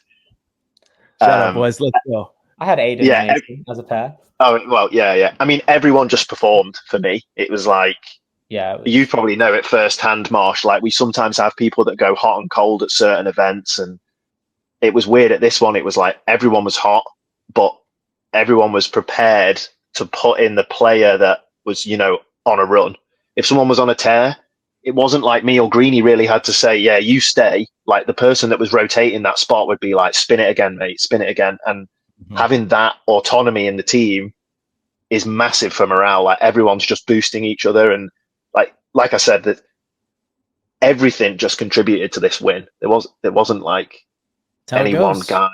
It was just across the board. It was a unit. Unit kind of became our little chant for the weekend, and that's exactly what it was. That and bin men. Bin men taking out the trash. And piss excellence. Yeah. I don't know where that came from. That was my favorite Jim McGowan quote. You had it twice as well throughout the weekend. I mean, the team just has so many weapons with Spencer and TC and Mason. Then you've got Big Shooter. You guys have everything. Obviously, again, we've had this conversation for a long time, but you have everything that it takes to win. What is the situation heading into the final event for you guys to earn a spot to play at the NXL World Cup? We're currently ranked 3rd, and top 3 go through. So perfect. Definitely got to show out. And yeah, hopefully we can get number 1 and do the Champions Club thing. What needs to happen for you guys to get number 1? You know us, Marsh. We don't do the maths. We just go play paintball. Yeah. I know you. I think you've done the math. I actually haven't done math. I've been doing too much maths for money recently that I haven't had a chance to look at paintball maths in a little bit. We need the win, and probably need Joy to go out early on. Then we've got the best chance for ourselves. So let's just do that. Got it. I love it, man. Yeah, I mean, obviously, it'd be great to see you guys over in the U.S. get to compete against you guys and have you guys stateside. You guys obviously have played really well over here in the past, and it's great when the European teams do come over and play well. Yeah, keep up the great work. Unless there's anything else we want to cover from the event, obviously we're going to have Big Ethan in, but I wanted to just touch base with you really quick on the paintball pick'ems, the fantasy stuff, if you don't mind. But yeah, I don't know if we missed anything. I mean, we kind of briefly talked about Ainsley, but I would like also to give him a big shout out for what he's done. Obviously with the Lucky 15's organization and paintball in the UK in general. Ainsley's the absolute man. He truly is. Ainsley was really respect. UK paintball from the ground up. Is kind of Ainsley and Dylan. So they both together. They've created a space and community for people to play. And it very much is a case of if you build it, they will come paintball, because now all of the paintball players Like the VOD, like 80% of them all come from within an hour of CPPS. Yeah. So, and I will also say, I think we could be honest about this, but there was a brief period of time at the end of last season where a lot of the guys on the team were wanting to quit and move on and not continue this thing. And you guys had some great inter-team conversations and kept it together, and look at what happened now, right? I think that's really powerful, actually, because it's kind of, it bleeds into regular life as well. So many times, so frequently, people get on a path of something and they don't get the results they want in a certain amount of time, and they give up or quit just before the good stuff's about to come, you know? And if you just kind of persevere, you're going to eventually get what you sought out to get. As long as the process is good and everybody's doing the right thing, it eventually will come. Yeah, man, that's exactly what happened. 3 years now, Jim, aren't we? That was the deal we made. Wow. I didn't sign anything. All right, hey, if you guys, if you could dedicate this win to a group or whoever, who do you want to dedicate the win to, and what message do you hope it sends out there to other paintball players locally and abroad in the UK and around the world? I think you want to do one each, Greenie? Yeah, okay, you can go on. Yeah, I mean, I dedicate it to UK paintball. It's like I feel like we've always had talent, but we maybe never had the opportunity to show it. And we've got players from all over the country that make up our squad. And it's like we finally won a pro event with just British players. And I hope that inspires younger British players to kind of pursue pro dreams and try and get on our team or the firm or attrition. These programs in the UK that are trying to sort of play paintball in the right way and do the right things. So yeah, for me, it was just cool to shout out to everyone in British paintball. Bravo. Let's go. For me, it's Ains and Dill, because they're the ones who support the team. They kind of put all the pieces together behind the scenes. And, we had to basically scream them onto the field afterwards because they were like hiding. We're like, Ainsley.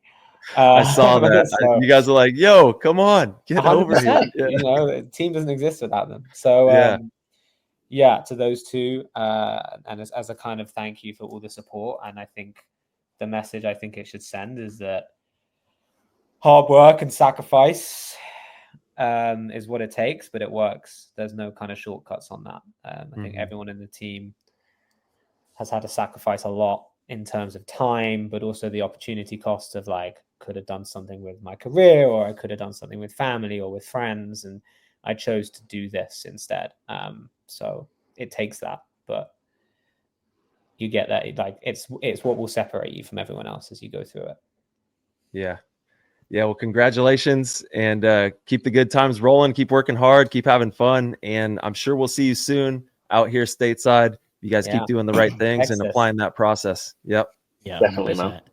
Yeah, so let's dive into the pick and paint box. I think majority of people don't know that that's you guys doing this, you guys putting this together, and you guys have kind of come onto the scene heavy with really high quality stuff. The graphics, the content, all of it is really amazing. So yeah, let's talk about that a little bit, what that project is, and so that's kind of my side project at the moment. So for those that don't know, my day-to-day job is I'm an analytics consultant, which is probably sounds really boring to everyone else. So I won't bore them with the details, but essentially what I do is I do a lot of work with data and making things simple and accessible for people to use in a way that is clear, right? That's my whole day job.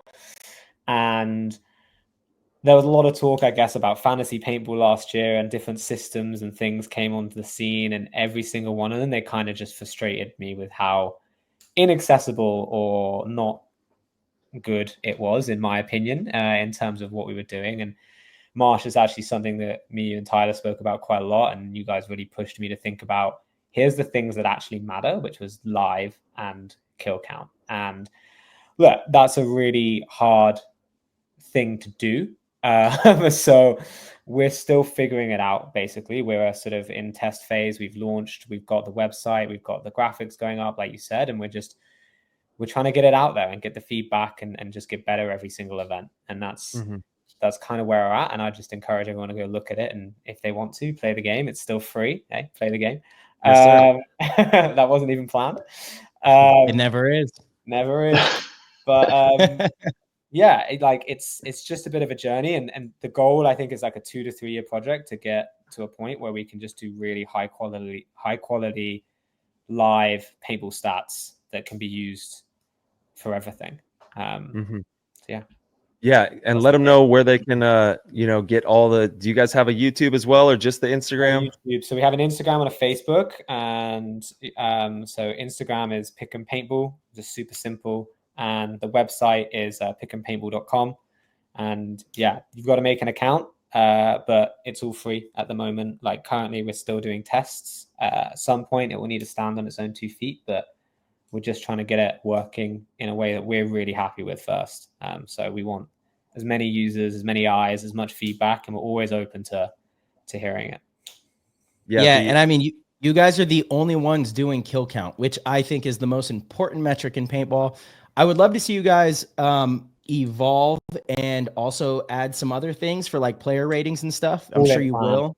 Yeah, totally. I love your guys' breakdown of like pressure kills and movement kills off the break kills, and then the graphics you provide. Like this is the type of content that is so valuable to the sport of paintball, because in between tournaments, it gives people stuff to look at and be like, oh, these are the big 3 from this team of that event. And these are the big 3 in that, category. It's something to talk about. It's something for analysts to talk about. It's something for the consumer. It's so important, Greeny, and I know it's really hard. I know Tyler and I, obviously, we were on the journey of doing something similar, and we realized as players, it's just not feasible, really not something possible. And the undertaking was really, really quite difficult. So it's not easy. So if you guys are listening, please support this, help them, because I know Greeny will definitely put the resources towards making the platform better. And look, it's going to be a journey, right? We're not going to get there tomorrow, right? This is currently truthfully, it is just a side project at the moment, because everyone who's doing it, we have a team behind the scenes who are doing the stats tracking. There's a lot of pro European players who aren't at the events, but have the time to do this tracking. And it's I should really shout out Jeremy Doan from Aftermath is the one doing all the graphics. We would not be anywhere near that level of quality without his support. So he's been fantastically helpful. Yeah, he's really pushed me in terms of like, you need to do this, this, and this. And I'm like, okay. So I'm kind of being told what to do by a lot of people at the moment. So takes a team. It's going to be a journey, and we're going to get there. And like you said, Marcelo, my like dream situation is we have points played, we have kill to point ratio, kill to death ratio, we have how people are dying. Like, is someone more likely to lose a gunfight than get caught on a move? Like that kind of thing. Like that's where we want to go with it.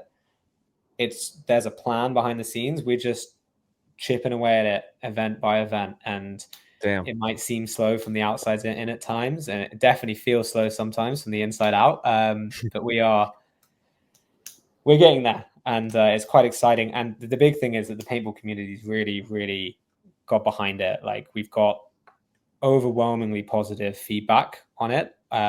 We've obviously had a lot of constructive feedback as well, which is super positive. But it feels like exactly like you said, Marcelo. It's filling a gap that people want. And hopefully as we start getting year-on-year data and we get better ways of tracking roster movements and all of this stuff, which has been more headaches than I would have liked, we can make this like really airtight. Yeah, it looks amazing. Love so it. Keep up the great work. Thank you. Really good. Yeah. It's so much fun to play as well. Like I love getting my pick'ems in. I love grabbing a bargain. Smoke Trov for 50,000 last event, I think. Steal. Yeah, he was Steal. such a dude. I couldn't believe watching that they didn't play him sooner. And then it's funny in the Impact game. That is the turning point. As soon as they started playing Smotrov, I'm like, dude, Smotrov has been playing great in Europe. Like obviously, you guys know last season he played amazing. He's obviously been really hungry. He's been such a like cornerstone of that team through their run in like 2019. You know, I probably if like knowing the Russians, it was kind of probably a little bit of punishment, right? And they were like, okay, fine, we need you, you know. I respect that though. It's like these guys have been working with the team for 2 years now. You have to beat them out. I kind of respect that. I think that was kind of cool they did that. But yeah, he clutched up. He was definitely an absolute bargain. We put out a graphic at some point with like kind of who had the best return on investment, and I think Kuzma was one of them as well. Like Kuzma was wild. Like He was like Yeah. 12K before the event, and then he like popped off. It's like great. Nice. Yeah, Big everybody bad get guy. in there. Why do you Go have guys some use fun. such Yeah. high dollar amounts? Why not just do like $1 to 100? Why do you guys go with like 100? Why do I have to spend $1 million? Because this is Steven Mazurik's feedback. We had it as like less than that. He's like, Greenie, I want to be able to spend $1 million. And I was like, it's like Americans like big numbers, make them big. And I was like, all right, that's like super easy. I just add a 0 to the formula and everything's big. It's like, great. I think you should have ran that by a few other people. Maybe he's right. I think he's right. Yeah, I think he's right. But I like it. You got $1 million team. Engagement on that on the social medias is like, is that how much he's paid? And we're like, no. That's funny. Yeah, that's really funny. No, Yeah, man, it's it is great. cool. Yeah, amazing. Definitely love it, man. So again, you know, if you guys are listening to this, definitely support. It'll only get better and better. And yeah, I'm a believer. So we do have some guest questions before we let you guys go and bring Big Ethan in, if you don't mind. Go for it. And I'll hit it first with Fab. He goes, when Axel was on, he mentioned that many of the top European teams want the US teams to be able to play in Europe. Should the rules be changed so that American pro teams can play NXL Europe? Yeah. You can go first, and I'll go second. Yeah, I mean, there's two sides to this. So selfishly, I want them to, so I can play in America, and still like play for the Luckies. But also, I think we had a break, COVID time, where we stopped the American teams coming over, full teams, and I feel like European paintball, at least the top 10 teams, has kind of grown enough. They've learned to win. They've figured out how the game plays, the tempo of it. And I feel like it wouldn't be the same crapshoot that it used to be, where like there would only be 3 teams that could compete with the Americans and everyone else would just get stamped out. Yeah, I'd happily be proved wrong there. I personally like the no full teams rule. I think I like the cross-pollination, you know, like someone like a Mida and a Rainey go and work with Allah, right? And suddenly those guys start learning loads of things. Like Marsh, you've taught us so much just by coaching, not necessarily playing, that I think that's really great for like making it kind of an international, maybe not ever a level playing field, right? Because there's different levels of resources and commitment between the States and Europe. But I like having a cap on it personally. So I think 1 pro is too few. I like the idea of 2, and they can come over as a pair, and then you really have to try and figure out some guys. But I think if you go for full teams again, you kind of end up with a Golden State Kings situation. And I don't know, I feel like as a European team, like it's really hard to compete with that level of budget and like that level of, I don't know. I just prefer the cap. I think it should be slightly higher, and then it's more a case of you can learn from them rather than you kind of have to like just watch and try and figure it out. Like you can have the conversation. You can, hey, why did you do that? Or like, you want me to do this? Like talk about it in a meeting. And I think that's a much better way to kind of improve the quality of play in Europe over time. I will say, when the full teams were coming over, I feel like more of the European teams had an American guest as well, because they're like, well, we can't get a full team, but we're at least bringing 1, maybe 2. Blast so that cross-pollination was still happening, you know? Yeah. I think Blast is a great example where they were homegrown. They were basically a Lucky 15's 4 years ahead in their journey. Right. And they were like constantly making top 4 to 8. And then they were like, well, we can never compete without that extra level of experience. So we're going to go and get A-Rod. And then suddenly they're in like semifinals, finals. And it's like, so that was happening. For me, it's about how do you grow the players and how do you, improve the skill set. And I just think the cap and the kind of forced cross-pollination gives more people an opportunity, but also a chance to like actually learn from those that you're bringing in to the league. Which is fair. I've got a curveball shower thought, and see what you think about it. You let the American teams come over, but they have to field a European player as part of their 5. It was just something that came to me whilst I was pondering how we fix this problem, and I thought you'd get the cross-pollination there. It'd be weird how you'd implement it. There's lots of things you'd have to think about, but I as an love idea, that.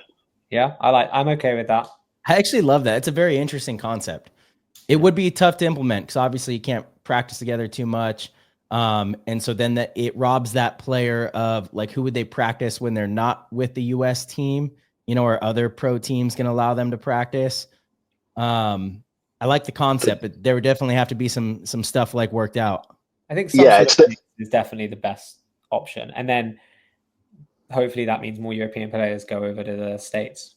Right. Mm-hmm. That's the thing that I hate about this as well, is like more European players are now being robbed of the opportunity to play in the US, where all the real opportunity to earn a living is, you know? So you're kind of forcing them to choose between the two, which then waters down the European league if they choose the US league, which they would be silly not to if they get an opportunity from an Impact, a Heat, X Factor, Russians, whoever. You know, so it's I don't know. Yeah, I don't hate it. I don't love it. I've gone back and forth on it, you know. I don't know how to solve the issue, but yeah, I do like that, Green. At least at the base minimum, if we could get 2 players, at least they have like a travel buddy, and then you get, you know, a little bit more punch as well, and everybody will have more punch, and then we'll have more players as well, I think, coming over in pairs. That would, you know, make the trip that way. All right, we're going to dive into Mr. Verb. Verb has the famous question. He's always wondering where all the best food is at. So he wants to know your favorite food and your favorite place to eat it. So I've answered this one before. So that's right. Yep, you have. I'll let Jim go for it. Yeah. Mine would be any kind of seafood pasta on the edge of an Italian lake with a lovely glass of wine. There we go. Greeny said carbonara last time. Is that right? Me? Yeah, I'm pretty sure you said carbonara. I was paella on a Spanish beach. Okay, there's a trend. You had to I feel like you gave 2. I feel like you gave 2. Did you not say carbonara also? I'm gonna have to go back. I definitely love carbonara, but I know if there's one meal I could have again, there was a shack on a beach somewhere in Spain. Don't even remember where. Okay. And you had to swim in, and it was just the best food. It's like fresh seafood. Oh, it's so good. And again, shout out to, like, you know, Ricky H and actually this one's good too. Wavy, all the guys in here. If we don't answer your question, it's because we already talked about them, so we don't want to be redundant.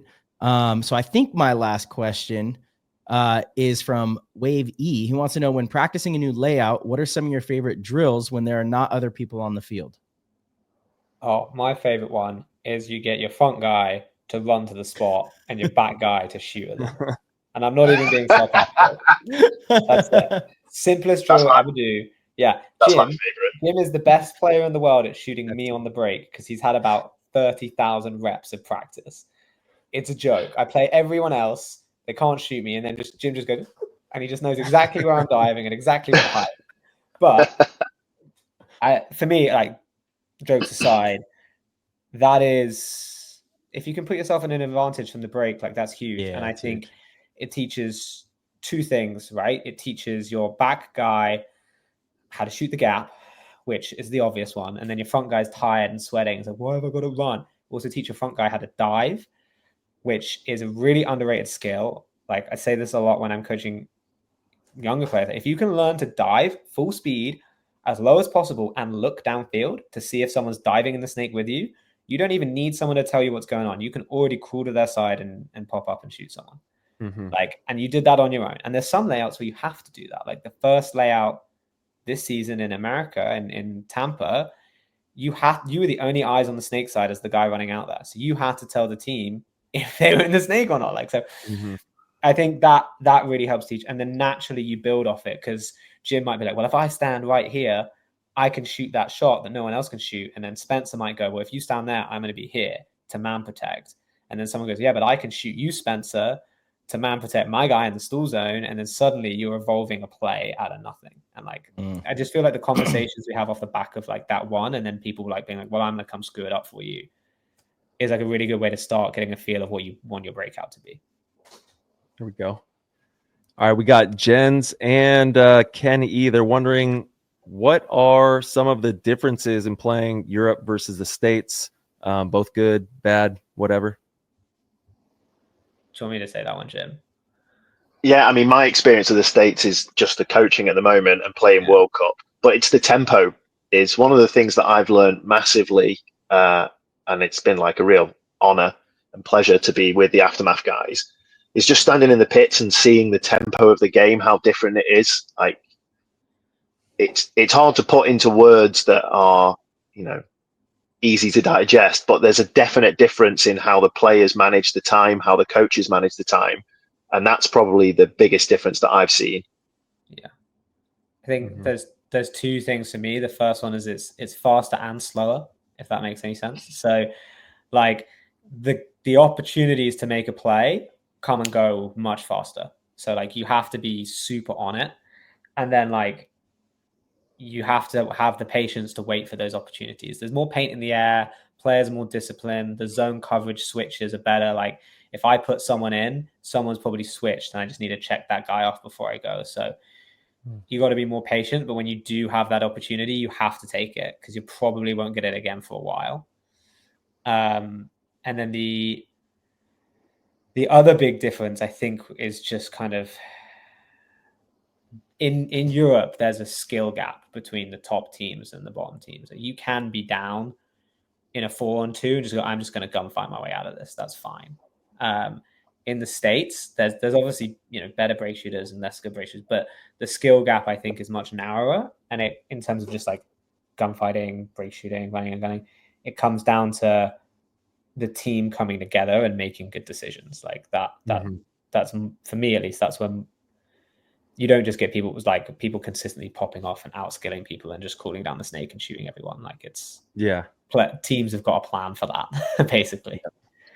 No, you're right. It's extremely 100%. Cohesive, and the skill gap is tight, especially in the pro circuit right now. It's amazing to see everyone working so hard and playing top level paintball. Yep. Absolutely, guys. Well, gentlemen, we really appreciate your time. Again, congratulations. Super happy for you guys, but it's on to the next. You got one more big one to go out and win.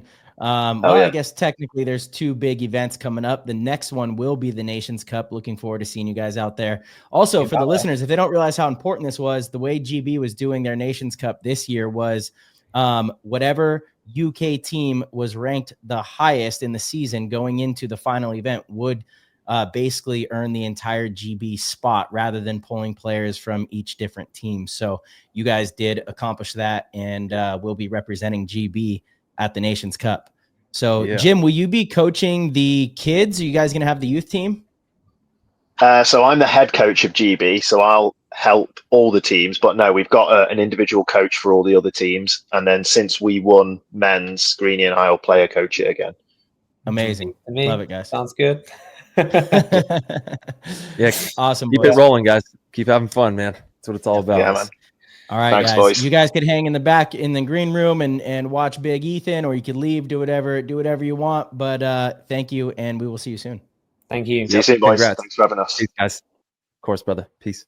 All right. Damn. Our next guest.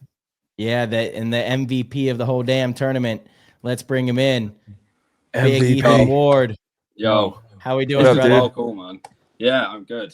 I've had my own private podcast. Just been sat there watching, laughing in the background. Man. Literally, you're the only one in the world that's seen it before everybody else. So live, yeah. That's MVP status. You just get like private screenings to things. You get invited backstage.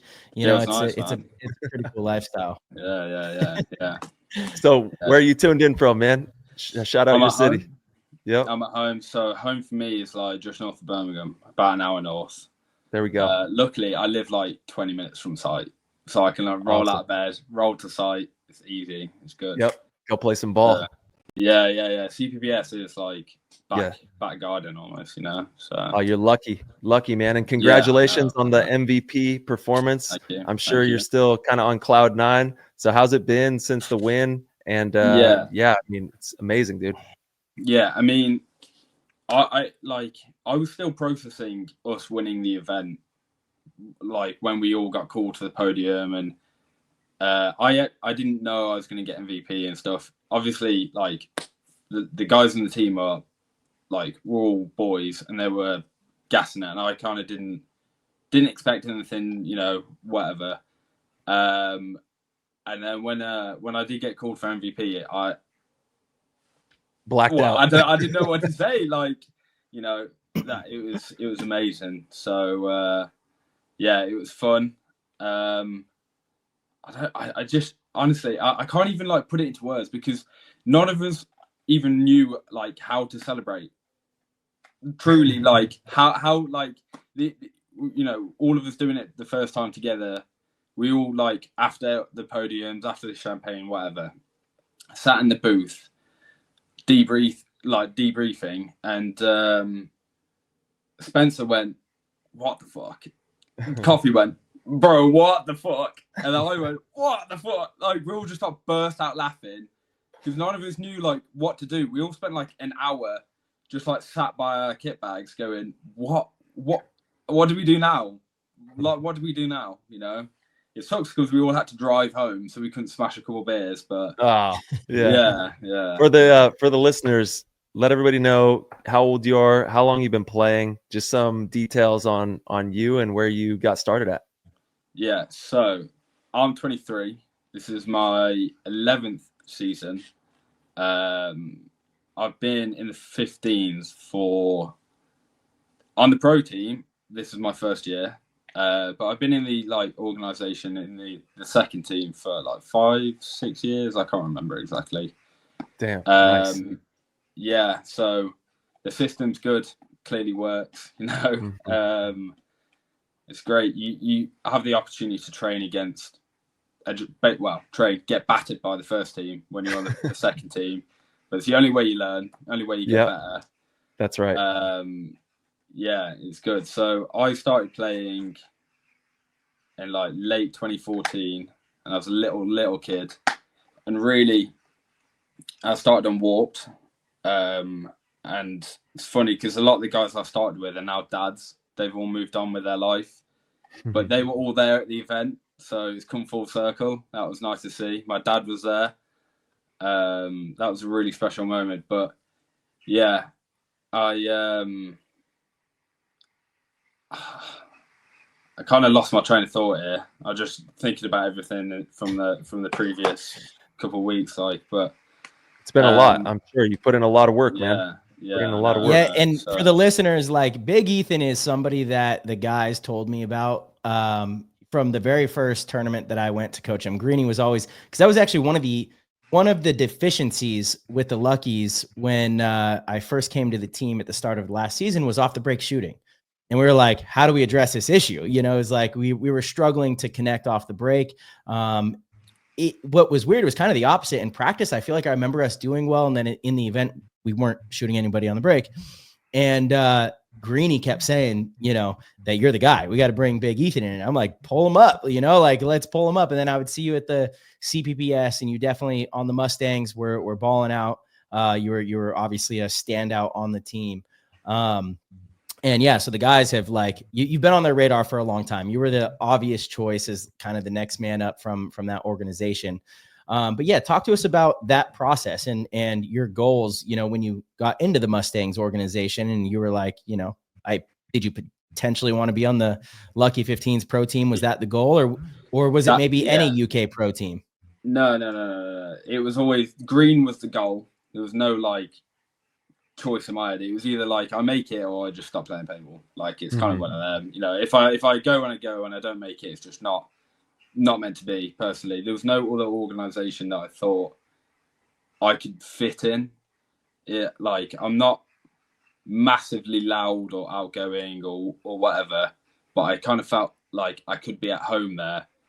And especially like really all of the effort comes through the trainings, right? And everyone wants to help everyone. Everyone wants to see, like, within the organization, within the team, everyone wants to help everyone get better. And yeah, just getting battered at trainings over and over and over. And like my first year properly was when Clint came back, good to like kind of help the team out.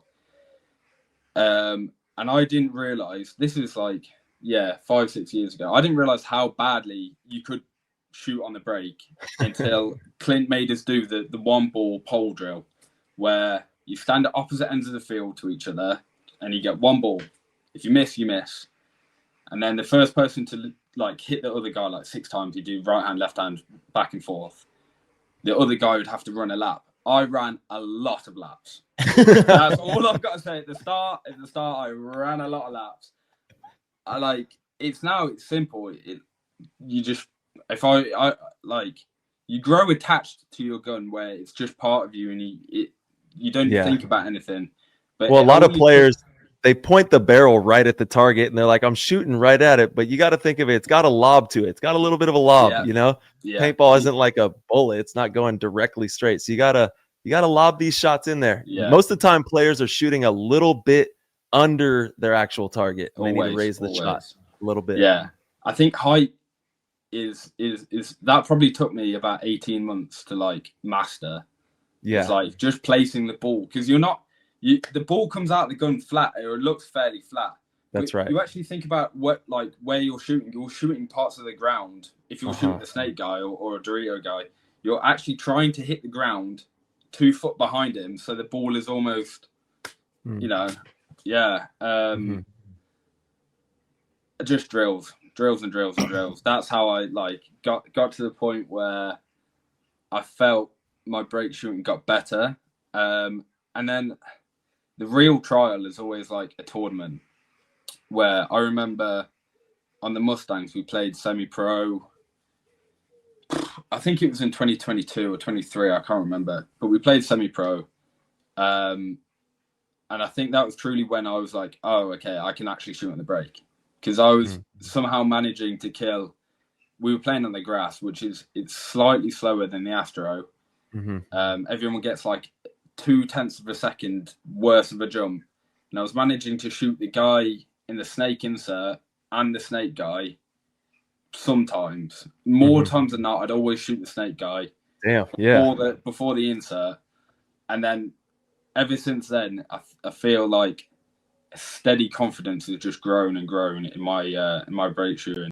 I'm definitely a way off the paintball brain. That's something that I'm conscious of needing to develop, but I think time in the team will help that, will fix that, being surrounded by the guys, especially like for me, Jim has been a big mentor. Just like watching him play and his gangly legs running around the field, man, playing off these low percentage plays. Yeah, so I feel like, dude, he won a camper van. I'm astonished. Like that is the most Jim thing ever, actually. I know. He was so gassed as well when he told us. We were all like in the pits, like just training and stuff, all screaming like. That's insane. Yeah, he's in the backstage laughing his ass off right now. Yeah. So, I don't know. It's weird. I don't feel pro. Like it doesn't. I don't feel any better than I was 6 months ago. I feel. Obviously, we all know it takes time to get better and yada yada, whatever. But confidence, it doesn't feel. It feels special to win and stuff, but I don't feel any different. I don't feel like, oh, I've made it. Like I watched my games back. I don't know. The on the break shooting the percentage was high, but I thought it could have been better. Like just watching some of the points where I did think I hit that guy, but I didn't clearly because he's still in the bunker. And definitely some of the moves that I made weren't quite gym level. They were like baby steps, gym. Baby gym. Yeah. So, I'm hopefully just going to keep doing what I'm doing. But it's funny that you mentioned very briefly about the team last year or going into this season about them quitting, because I almost quit. Like coming up from the Mustangs, I was like kind of in a weird place where I'd left uni. I didn't have a job. I didn't really know what I was doing with my life. I didn't know if paintball was something that I really wanted to pursue, even though I did, and I always did, but it just grated me. And I can't explain why. And then it was Greeny that spoke to me and just went, look, like you're not even near your peak. Like what you've put 10 years in at that point, climbing the mountain. Why stop now? Like, what would be the point? What you just wasted that. That was pretty much the conversation I had with them as well. I was like, I don't know if you guys realize how special this group is and how close you are. You know, like, please find a way to make this work. And then watching everybody on the team take the initiative to make sure that it did continue to work was awesome. You know, it was a matter of time. Yeah, I mean, that for me, like, I don't, obviously within the team they can all see it, but I feel at the start of the year, like, we're still one team, one organization, but I'm joining a new team. I'm playing with players that I train with occasionally, but I haven't been in high pressure situations with. So to say I felt, it's wrong to say I felt like an outsider, but I did feel new again. But even I could tell, like, the switch from Portugal to the UK event, I don't want to say it was zen, but everyone, like, had this, like, oh, okay, that's my bad. I fucked that up, so I'm going to do better for the team. Or, hold on, I've played in this spot like this, da-da-da-da. I think we can do this, and then that can help this. There was not quite as much of that before. There was more like, I think you fucked up. Like, why haven't you done this better? Or you could do this better. Just like good intentions, but wrong delivery. You know, I think the accountability that everyone has taken definitely stems from Portugal and last year. And a lot of people really stepped up. Like, I don't feel like there's any micro fracture or disconnect within the team. I feel like a lot of the guys in the team kind of used to butt heads a little, and Jim had to manage a lot of egos, really, but there was none of that. You know, we were just, everyone's on the same page, same direction, and supporting, pumping like positive energy back into the team, and that's what you need. So it's good.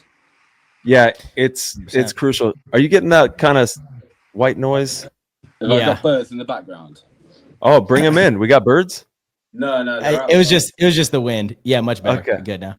Yeah, you're absolutely right. And all the players have to be selfless for the organization. And honestly, it's not the player's job to critique each other. That's the coach's job. And if you have feedback, then there's channels for that type of stuff, right? But it's ultimately the player's job to be selfless and to facilitate good energy for the organization at all costs, you know, because that energy permeates out and it carries onto the field. So we want to make sure that we're creating the best energy that we possibly can. Obviously, push each other.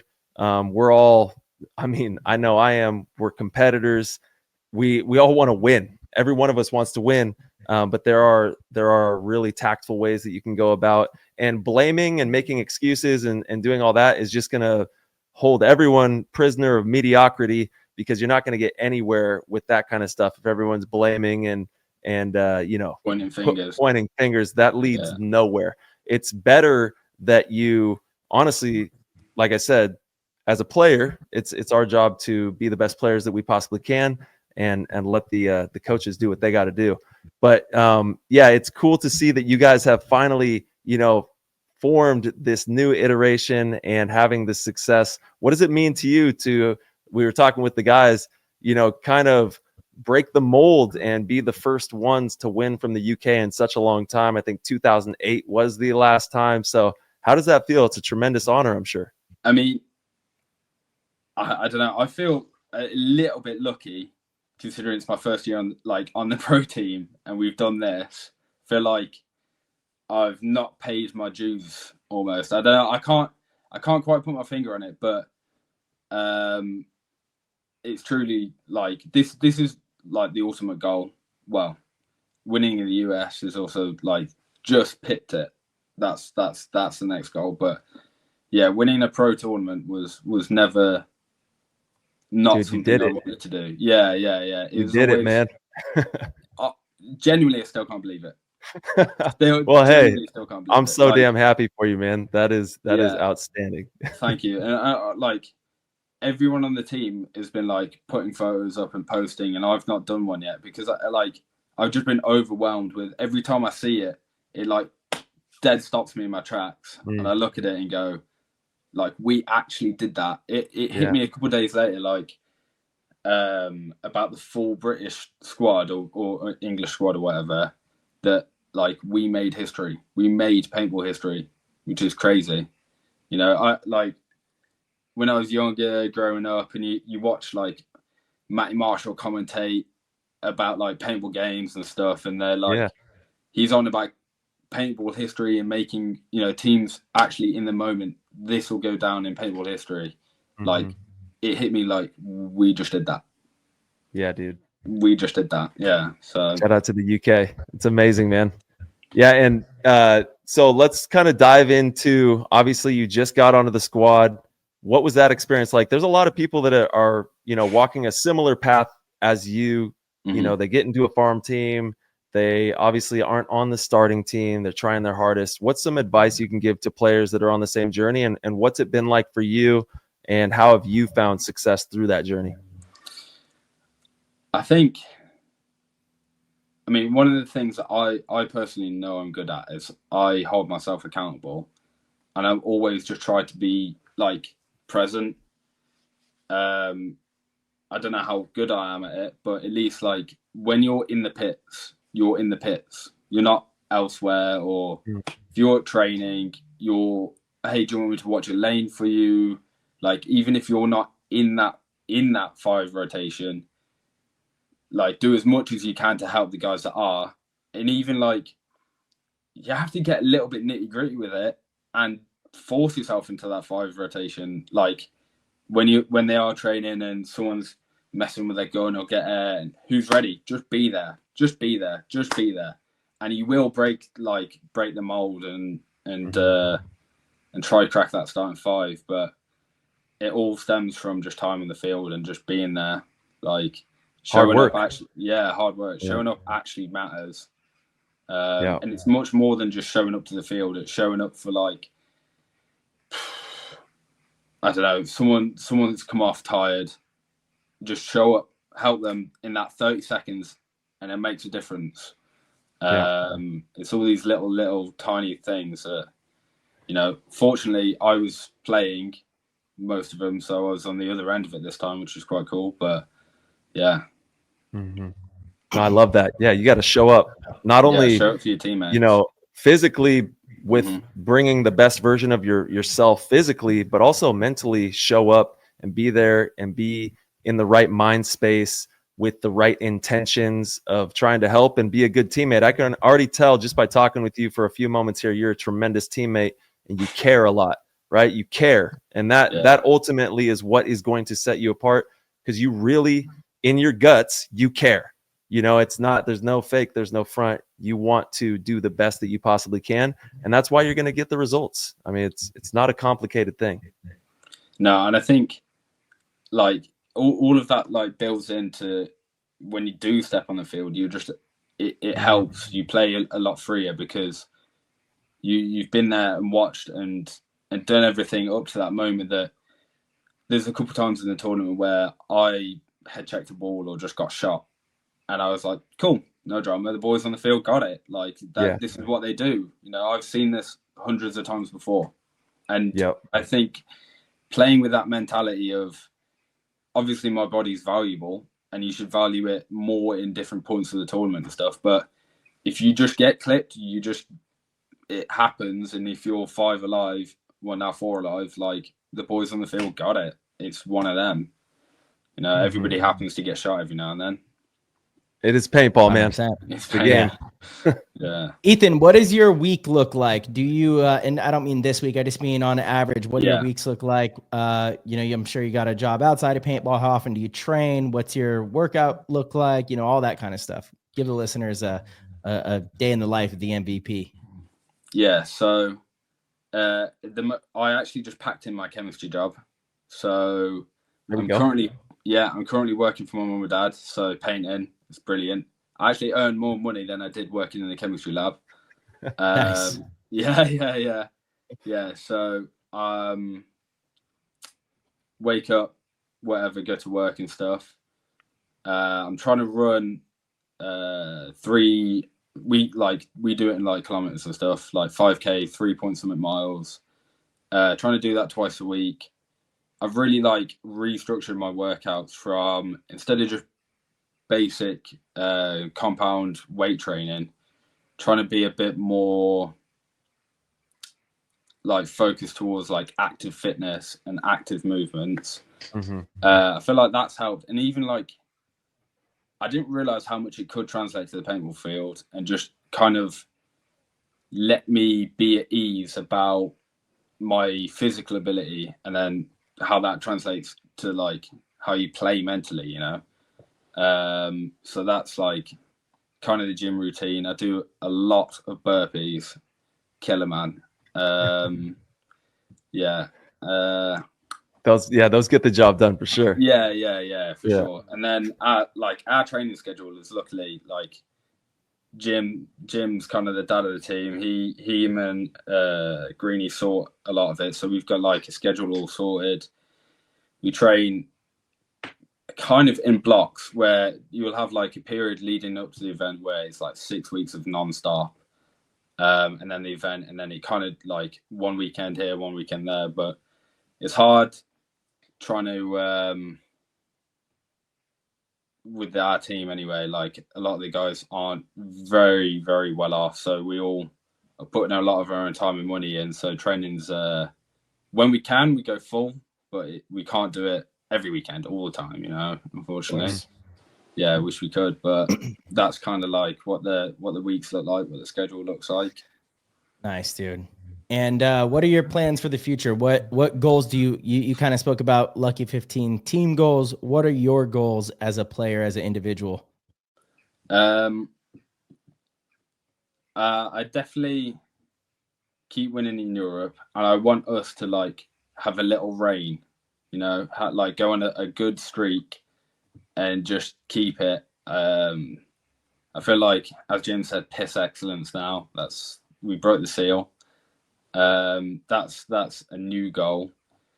A goal that kind of arose, I don't know, a couple of years ago. Like I was saying, I have a dad's paintball chat where the guys that like taught me how to be an adult when I was growing up, you know, they had a very big influence on my life. Those guys all now having kids, and the joke has been floated about that in 10 whatever years time, that when I'm getting on and over the hump of my career, I'll then coach them and start coaching that. That'll be pretty cool. So that's kind of like the end game. Nice. In between win a US event, that's on there. I feel like that's all there is to do. I'd like to play with my dad more, definitely, on a wholesome one. But it's just time. It's time. Anytime he's like, "Oh, I'm playing now, can you play?" Or like, "I'm playing on this weekend, I've got training," you know? Yeah. Doing stuff. So that's cool that you guys both are involved in the game and having fun with it. It's amazing. Yeah. I'm lucky enough that he's young enough and fit enough to play and run around still like a madman. So it's good. Hey. It's funny, man. It's funny. Yeah, he's giving it. He's going for it. Let's go. Yeah. Love that. Hell yeah. Yeah, it's a special thing about paintball, man. It's a family game. Yeah, for sure. Well, damn, brother. Ethan, dude, big congrats again. Yeah, really, brother. Really happy for you and the boys. I don't know if you have the plaque nearby. You can show off the plaque real quick. I'm sure you got that somewhere close, not too far. You got there it is. There it is, dude. Yeah, Second pro event ever. Again, and you know, Ethan, you're incredibly humble. You could tell that you don't like to talk about yourself. Even when I asked you about personal goals, they all ended up being team goals, minus the one of playing with your dad, which is, like you said, on a wholesome one. But from what I've learned of Ethan is exactly that. He's an incredibly selfless player, really good teammate, somebody that has just always shown up. And, you know, like you already said, just keep showing up and kind of be there. Put yourself in the right position. Be patient. Exactly. Don't get frustrated or feel like you're being slighted if you don't get the opportunity soon enough. And you showed up in the right moment with the right attitude, the right abilities, and did what you know, I would say 90% of paintball players, probably a higher percentage, will absolutely never achieve, which is one, winning a tournament, and two, being the best player at that event that weekend, you know? So it's really a huge feat, something to be really proud of. And in your second pro tournament is just excellent. So again, super happy for you. Happy for the boys. Thank you for joining us. If there's anything that you would like to leave a shout out with, you know, welcome to do that to your personal socials or. No, I'm good. Okay. Just the team page, Lucky 15's. That's it. Yeah. I was going to say, yeah, we didn't shout the team page out. Lucky 15's. Also, you guys have a clothing brand that helps support the team against all odds. Yep, AAO. So make sure you guys support that. That's all on the Lucky 15's page, though, I think. Yeah, and we posted like link stuff together. So yeah, there's going to be new drops coming out and stuff, and we're actually getting a website sorted. So yeah, it should be good. Nice, good stuff. Awesome. There we go. Congrats, Ethan. Way to be, man. Thank you. Boy. Good sir. Thank Have you a good guys. day or night. I think it's yeah. Later, bro. All right, everybody. Thank you guys so much for tuning in and listening to the show. We appreciate your support more than you know. As you guys heard about midway through the episode, if you guys would like to support PTG in any way, you could head over to ptgpaintball.com. You could click the orange Patreon link and sign up at any level and get access to our Discord. The Discord is one of the most phenomenal communities in the game of paintball. We have so many different channels in there. It's great for learning. It's great for connecting, finding teams, selling equipment, whatever it is you want to do in there. We truly have it all.